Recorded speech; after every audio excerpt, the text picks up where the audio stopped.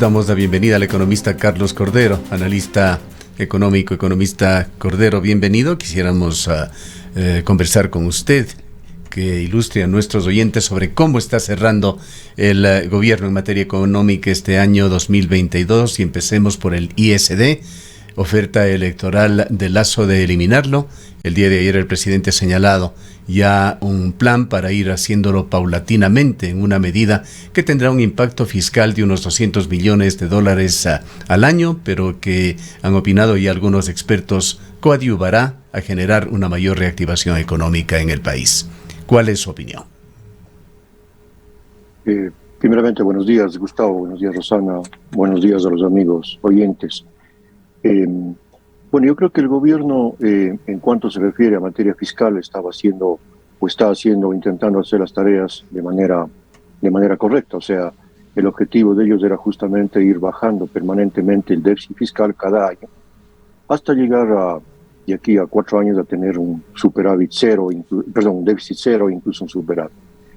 El presente año estaba dentro de esa línea, quizás con el tema que está pasando con el oleoducto, logre tener algún tipo de desequilibrio adicional. Sin embargo, llegado el fin de año, habría que ver si del presupuesto efectivamente se ejecutaron algunos gastos, y por lo tanto creo yo que a pesar de esta disminución de ingresos petroleros fruto de los problemas con el oleoducto, repito, el cierre va a darse dentro del marco que estaba previsto a inicios del gobierno, digamos así, cuando se planteó el nuevo presupuesto para el 2022. En cuanto se refiere al ISD, si ustedes recuerdan, o todos los amigos oyentes recuerdan, fue un impuesto creado originalmente con la intención, supuestamente, de evitar la fuga de capitales y castigar. Sin embargo, ese impuesto, más que frenar la fuga de capitales, y en distintos periodos se fue incrementando, se convirtió en una fuente más de financiamiento del presupuesto fiscal del Estado. No fue realmente la intención frenar la fuga de capitales, sino crear otra fuente de ingresos fiscales para el Estado cuando fue creado este impuesto.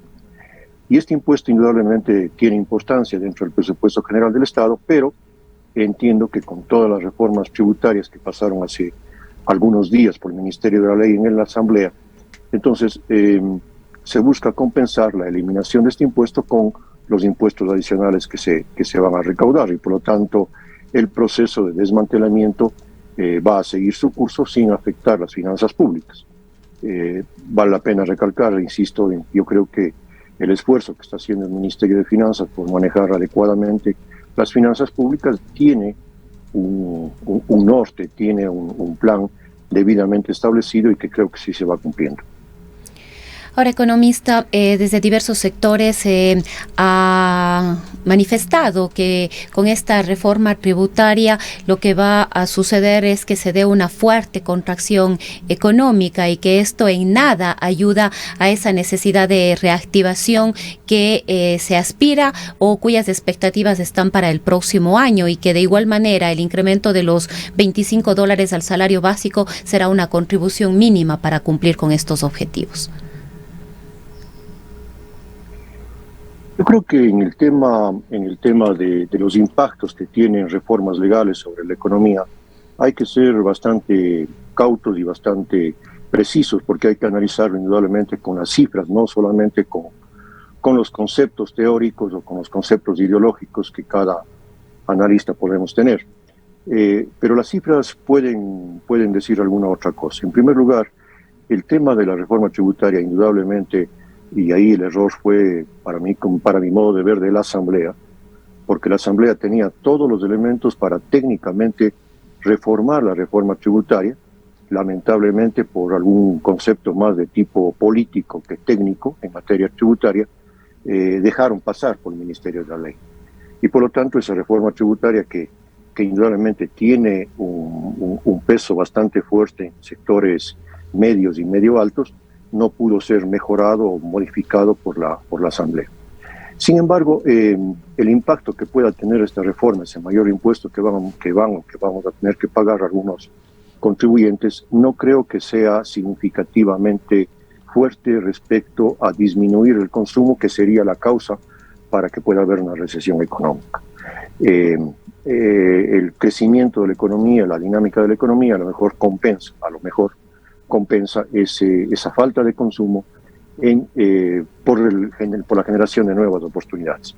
Y no nos olvidemos que cuando hay impuestos que se cobran a sectores más altos, en realidad no se está afectando el consumo de esos consumidores, sino que se está afectando más bien el ahorro de esos consumidores, porque hay sectores que posiblemente tienen ingresos superiores a los gastos y por lo tanto ahorran, y el impuesto les va a afectar más al ahorro que al consumo.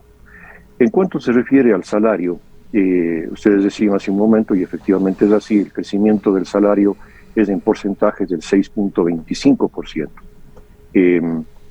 Ese crecimiento que está por encima de la inflación y por lo tanto no es un crecimiento técnico, sino una oferta de campaña, la inflación prevista para el próximo año no va a estar más allá del 2%, hay unos 4 puntos de diferencia, digamos así, en el crecimiento del salario.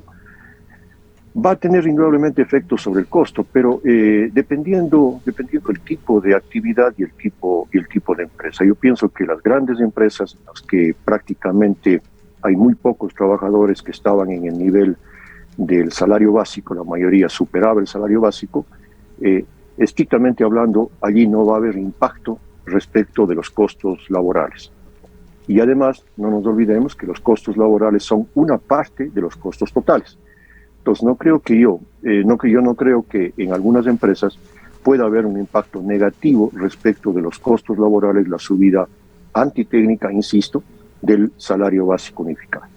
Hablando de indicadores, economista Cordero, ¿cómo va el tema de la cartera vencida en los créditos bancarios? Cuando justamente en estos días se está, por otra parte, eliminando ese escudo o especie de escudo que se creó para proteger a los ciudadanos ante la central de riesgos. A ver, la cartera vencida en general ha tenido algún incremento, un ligero incremento, fruto justamente de la pandemia, porque la pandemia golpeó diferenciadamente a muchos sectores y a muchas personas. Y eso se ha reflejado en algún comportamiento de incumplimiento o demora en el pago de créditos en general. Básicamente en los créditos de consumo más que en los créditos empresariales. ¿Tarjetas de crédito incluidas? Tarjetas de crédito incluidas. O sea, todo lo que se refiere a créditos de consumo quizás es lo que más efectos negativos tuvo sobre el cumplimiento del pago. Insisto, fruto de la pandemia. Entonces, esta situación que ya se reflejó el año pasado, se mantiene todavía este año 2021, pero de lo que se ve es que la tendencia es para ir recuperando. Además, hay distintos mecanismos que las instituciones financieras, bancos, cooperativas, etcétera, pueden utilizar un poco para ir mejorando esa cartera vencida a través de refinanciamiento, de reestructuración de los créditos. Ahora, la queja más generalizada desde los sectores productivos, lo hizo también aquí en Cuenca la Cámara de Industrias, es con respecto a que esta serie de medidas no están contribuyendo a generar más empleo, sino todo lo contrario. Bueno, ahí yo discrepo un poco con esos criterios un poco generales que existen. O sea, el empleo al final no se genera, si bien puede afectar el crecimiento del salario, sobre todo en aquellos sectores o en aquellas personas que no tienen los ingresos atados a ese salario básico.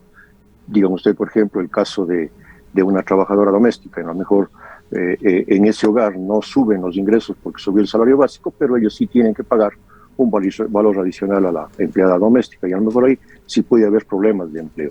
Pero yo creo que en general en la actividad económica, si bien el salario es un elemento que condiciona la generación de empleo, que puede en su momento frenar la creación de empleo, dependiendo, insisto, de cuánto impacte el costo de producción ese incremento del salario, en realidad el empleo se genera con más inversión. Solamente cuando hay más inversión, básicamente privada, se puede generar más. Y la inversión no está condicionada necesariamente al salario, sino a todo el entorno económico y a las posibilidades de que los negocios sean productivos en la economía. Ahora, economista, ¿cuáles son las expectativas precisamente en materia de inversiones como uno de los caminos para superar la crisis de empleo que tiene ahorita el país? ¿Cómo ve usted la situación? A ver, las expectativas yo creo que son bastante positivas en cuanto a inversión. O sea, esta tranquilidad política que ha dado el gobierno, a pesar de que existen estos temores de que pueda haber inestabilidad política por asuntos eminentemente políticos, no económicos. Sin embargo, a nivel internacional la situación del Ecuador se ve con mejores ojos, se ve con más confianza, y por lo tanto eso puede ser un aliciente para atraer inversiones desde fuera o para que actores ecuatorianos puedan invertir más. Pero ese es un elemento de las mejoras de la inversión. Y la otra mejora de la inversión, indudablemente, es si es que hay o no hay recuperación económica en general, como para poder crear nuevos negocios. Por ese lado creo yo que sí se han dado algunas condiciones y creo que hay confianza en que va a mejorar la inversión en el Ecuador. ¿Estas inversiones vendrían, economista, por el lado de la minería esencialmente? No necesariamente, o sea, la minería está allí, yo creo que más bien es un sector que en este momento no tiene claro las condiciones de inversión, justamente por el entorno legal y por las condiciones sociales, políticas que están dentro de la minería ecuatoriana. Por lo tanto, no es que sea el sector claramente, puede ser un sector que atrae, pero en cambio sí está frenado por la situación prácticamente política y legal que existe en el Ecuador. Pero puede haber otro tipo de inversiones, y hay inversiones que tienen que ver directamente con sectores productivos, atados posiblemente a alguna minería no metálica, pero no necesariamente va por el sector minero, va por otros sectores, incluso por el sector turístico aparentemente. El editor de análisis semanal, Alberto Acosta Burneo, un experto sin duda en la economía ecuatoriana, criticó la situación señalando que la reforma tributaria, los efectos de la reforma tributaria se diluyen básicamente en gasto estatal, que la enorme maquinaria estatal no ha sido desensamblada y que absorberá prácticamente todo el efecto, dejando nada o casi nada para la inversión pública. La proforma presupuestaria de 34.000 millones de dólares en gran medida está dedicada a hacer funcionar esa enorme maquinaria del Estado. Y estos 34.000 millones de dólares son, entendemos, sin contar con los tributos y contribuciones que genera la reforma tributaria. ¿En qué medida coincide usted con ese punto de vista? Bueno, indudablemente es así, o sea, el tamaño del Estado, digamos, medido básicamente por el tamaño del presupuesto fiscal, en el caso ecuatoriano creció considerablemente. Y frente a una caída drástica de los ingresos y a la reducción de las fuentes de ingreso, indudablemente el principal afectado fue la inversión pública. La inversión pública prácticamente en el Ecuador tiene casi 4 o 5 años en los cuales ha ido decayendo permanentemente, porque no existen los recursos suficientes para cubrir. Entonces, claro, ¿cómo conseguir más recursos? Uno es la vía de impuestos y otro es liberando gasto. Entonces, si queremos, en ese concepto, si se quiere destinar los pocos ingresos o destinar parte importante de los pocos ingresos de la inversión pública, va a ser necesario contrarrestar o cortar el otro gasto corriente. Técnicamente eso es cierto. Sin embargo, y hemos hablado varias veces, una cosa es lo que dice la teoría, la técnica, y otra cosa es lo que ocurre en cada una de las sociedades. Este momento, emprender una reducción del Estado con los impactos sociales y con los impactos políticos que eso tiene es prácticamente inviable. Por lo tanto, el gobierno, creo yo, que lo que está haciendo es paulatinamente bajando el gasto para liberar recursos, pero no puede entrar ahí si sería una medida de shock, de una reducción drástica del gasto corriente para poder destinarlo a inversión. Entonces, ese es el manejo político que tiene que darse a los asuntos técnicos, y ese manejo político, que depende a veces de la concepción política del gobernante, depende o está condicionado de la realidad social de cada país. Ahora, economista, muchos de estos temas que hemos abordado ahora frente a la necesidad de la generación de empleo en los próximos meses probablemente enfrentará otro debate, lo más probable al interior de la Asamblea Nacional, y que tiene que ver con las reformas laborales. Se ha manifestado o se ha denunciado que este incremento de $25 de alguna manera será compensado a los empleadores en un nuevo código laboral. Bueno, de lo que se conoce del Código Laboral, es un Código Laboral, si cabe el término, paralelo a futuro. No es un Código Laboral o no son reformas laborales que van a afectar lo que se conoce con el nombre de los derechos adquiridos de los trabajadores actuales. Ese código laboral o esas reformas que han sonado, habrá que ver cómo definitivamente llega a la Asamblea el próximo año, sí apuntan a mejorar las condiciones de empleo y a bajar los costos laborales en general de las empresas, costos laborales que son mucho más altos en general que los países vecinos, porque en el Ecuador existe una serie de beneficios laborales que no existen en los países vecinos y eso hace que el costo laboral sea más alto. Ahora, el impacto que puede tener, suponiendo que se aprueban las reformas del Código Laboral, va a ser un impacto bastante paulatino o bastante leve. En el tiempo se va a diferir porque las reducciones, hablemos así, de los costos laborales no se van a sentir al siguiente mes, sino que se van a sentir paulatinamente conforme se vayan incorporando nuevos trabajadores, porque a ellos seguramente es a los cuales los cuales van a ser contratados con el nuevo marco legal, que indudablemente va a bajar esos beneficios laborales. Con respecto al presupuesto que se encuentra ya vigente para el año 2022, se encuentra definido más que vigente, hubo insinuaciones desde la Asamblea de elevar el presupuesto para salud y educación para acercarse un poco a los índices sugeridos que existen para estas áreas. Estas sugerencias no fueron recogidas por el gobierno, pues señaló que no eran sugerencias concretas. Lo que no hemos conocido, economista Cordero, y ojalá usted haya podido tener el tiempo para revisarlo, es cómo está la proforma presupuestaria con respecto a las necesidades de la provincia de la Azuay. Por allí hemos tenido algunos datos sueltos. Las universidades se quejaron de una disminución en sus ingresos, la Casa de la Cultura, de una drástica disminución en la inversión para cultura. La contribución del Estado para este 2022 en el tema tan crítico y deficitario de la vialidad es de apenas $30 millones en este presupuesto, a todas luces insuficiente. ¿Qué más se conoce sobre la proforma presupuestaria en cuanto a los fondos que se destinarán para la provincia de la Azuay? Bueno, en detalle el tema de los fondos destinados a la provincia de la Azuay no lo he analizado, salvo algunas líneas generales, por ejemplo el caso de universidades, el caso de gobiernos provinciales que se dan dentro del marco legal. El municipio también se quejó de una disminución, dicho sea de paso, claro. Indudablemente, pero esas son disminuciones, y hemos conversado algunas veces, no de buena o mala voluntad del gobierno de turno, sino que son las preasignaciones que existen en la ley. Entonces, qué tal porcentaje del impuesto a la renta se reporta entre los municipios, entre los GATS provinciales, etcétera, y eso es lo que se da. Entonces, si bajan esas fuentes de ingreso, los beneficiarios de esos ingresos se ven afectados. Ahora, lo que usted mencionaba al comienzo, el tema del presupuesto y el tratamiento del presupuesto, es otra muestra más de la falta de responsabilidad que tuvo la Asamblea.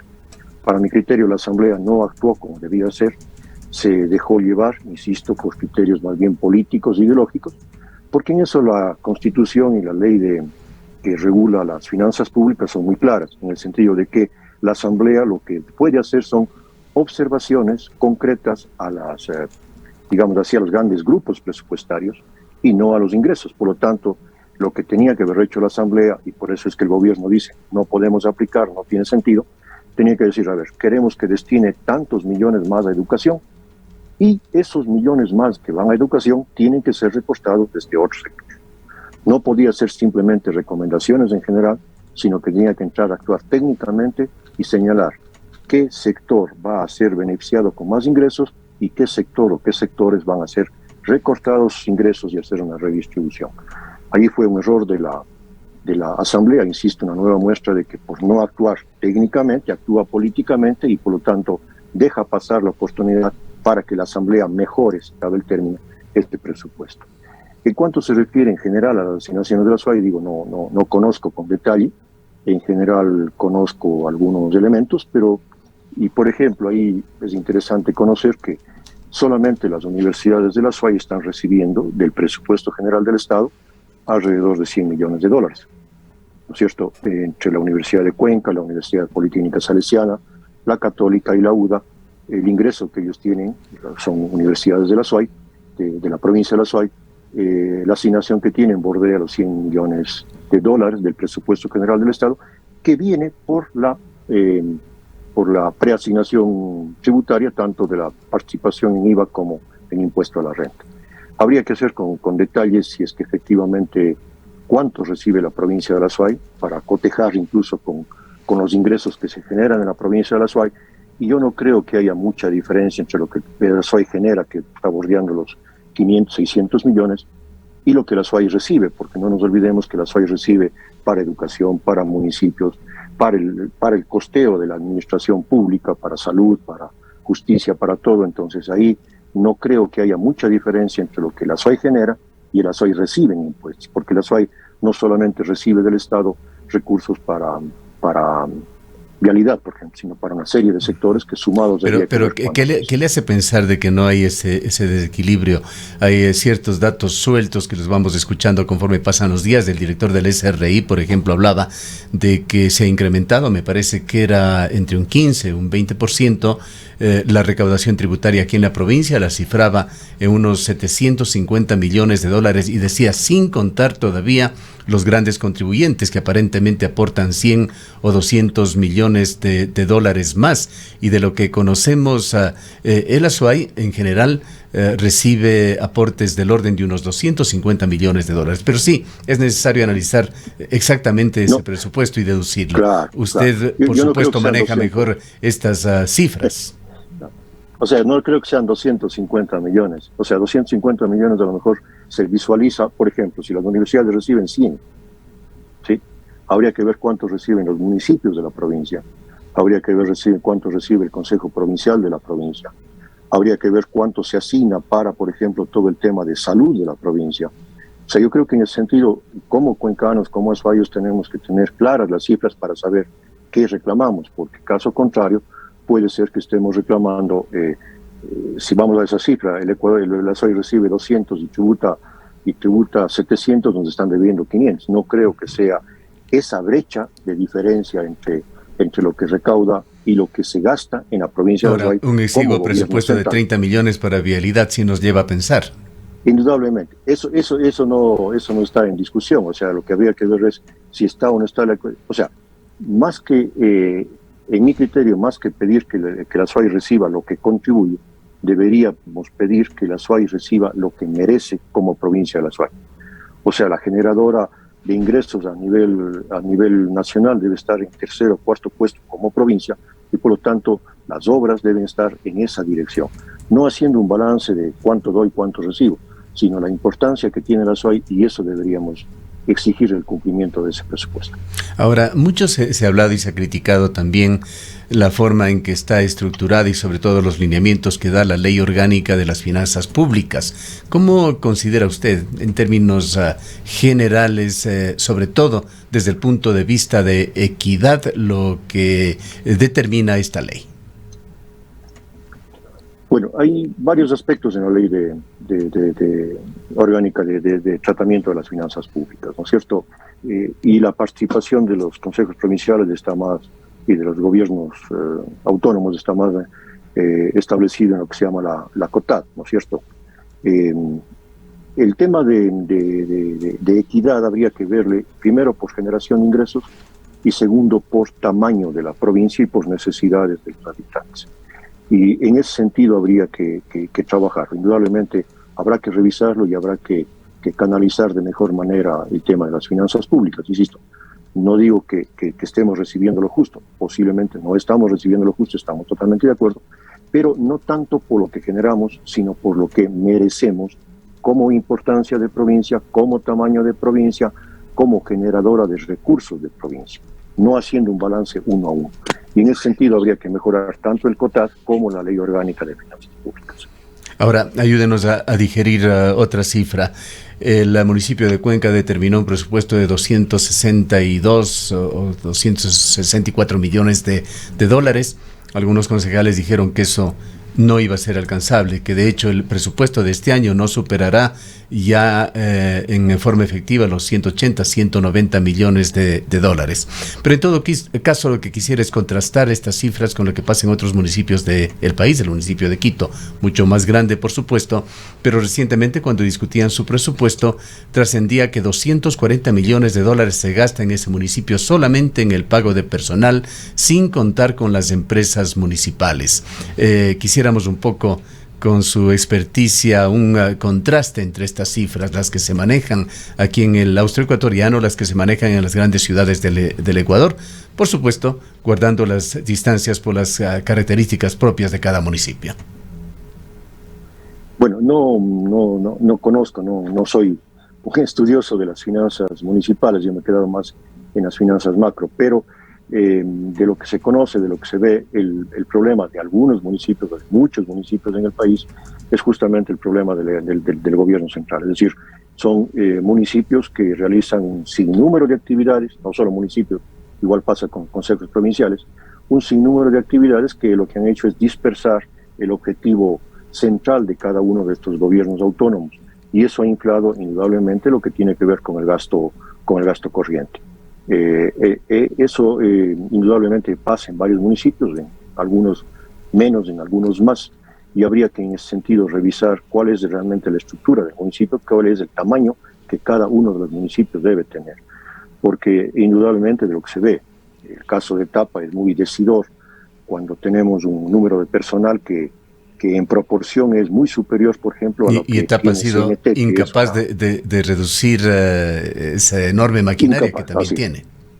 Claro, o sea, el caso de Etapa es una empresa que se dañó, digamos así, o que se deterioró de ese concepto que todos los cuencanos, todos los azuayos teníamos, una empresa eficiente, una empresa trabajadora dentro de la línea de eficiencia presupuestaria. Se dañó justamente por las influencias políticas. Indudablemente allí el tamaño de personal, el crecimiento del personal, el crecimiento de obras que a lo mejor cuyo costo no es recuperado por parte de los usuarios, digamos con los cobros a los usuarios, son temas de carácter político que lamentablemente pueden poner en problemas serios a estas empresas públicas. Para finalizar quizá con algo fácil de digerir para los oyentes, economista Cordero, más allá del estado de situación de las finanzas públicas con las que cerrará el gobierno el 2021, ¿cómo va el tema de la recuperación económica del país y las perspectivas para los ecuatorianos de a pie en el próximo año? El próximo año todavía es un año que económicamente se prevé sea en crecimiento inferior al año 2021. Y así estaba visualizado, digamos, desde la época de la pandemia, porque, claro, después de salir del bache al que caímos con la pandemia, de tener un crecimiento negativo que bordeaba el 7%, viene lo que se llama el efecto rebote. Entonces, cae la pelota al foso y el primer golpe, la primera subida de la pelota, es bastante alta, entre comillas. Y ese crecimiento alto del rebote es lo que estamos viviendo ahora en el 2021. Para el 2022 lo que se espera es que un crecimiento sea bastante más lento que el 2021, un crecimiento que no va a tener los mismos niveles, y esa recuperación es la que va a demorar. O sea, para alcanzar los niveles pre-pandemia a lo mejor tenemos que pasar unos 3 o 4 años más. No son noticias de crecimiento impactante, digamos, grande. No es un panorama muy halagador. Años, pero hay un crecimiento positivo, al menos no se visualiza ni estancamiento ni reducción. Bien. Muchas gracias por habernos acompañado. Han escuchado al economista Carlos Cordero en un análisis de cómo cierra este año Ecuador y algunas perspectivas para el 2022, perdón.